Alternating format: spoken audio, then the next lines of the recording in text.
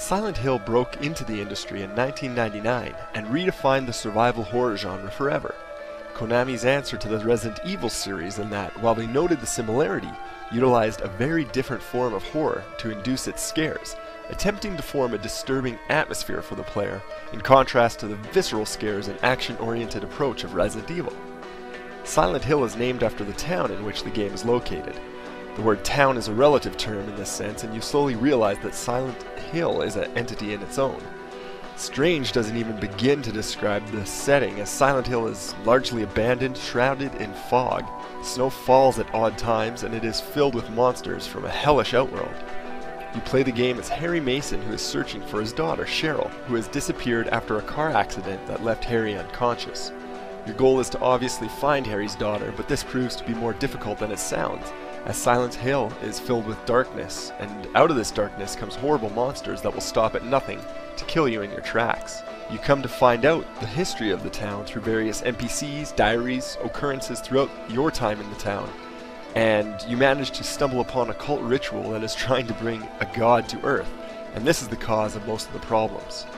The mechanics set up by Konami help create an eerie and ominous atmosphere throughout the town. First, there is no heads-up display, which gives a cinematic feel and allows for more immersion as you play. I usually felt like I was actually in the game, rather than playing a game throughout each of my Silent Hill experiences. The camera angles that they set up give you a sense of urgency to try and find out what is around the next corner, or coming for you down the hallway, and this leads to much distress for the player. By having fog throughout the town, and only a small flashlight to guide you in your way, vulnerable is an understatement when wandering through Silent Hill, especially when your only weapons are both weak and scarce. Harry is a normal guy and not some soldier, so he has trouble handling the weapons, and again this leads to difficulty in ridding the town of monsters because you can barely swing a knife or shoot a gun. The game forces you to feel fragile, and this contributes greatly to the horror aspect. It is these small details that come together to make Silent Hill the amazing horror game it is. Not only do the mechanics give it a great horror status, but Silent Hill also comes to life with a great plot. I can't go into the whole thing, but I will say that the dichotomy between the normal Silent Hill and the otherworld state is separated by an air raid siren. When this happens, you'll know what I'm talking about, because the real nightmare begins as the otherworld begins to take over the town completely. It transforms everything into a grotesque, alternate form, and has Harry and the player both confused and terrified for the remainder of the game. The air raid siren is the most prominent sound in the game, but I failed to mention that the music and sound effects throughout are almost perfect.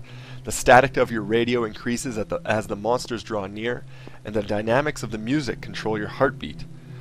The audio adds to the unnerving atmosphere, and the ambient music is engrossing as it puts you on the edge throughout the game. So why is Silent Hill on my game list? Rather than relying on immature scare tactics, Silent Hill ushered in a new line of thinking for video games by creating a mysterious and atmospheric thriller with their first game in a wonderful series. There is nothing more horrifying than the unknown, and Silent Hill always keeps the lights out.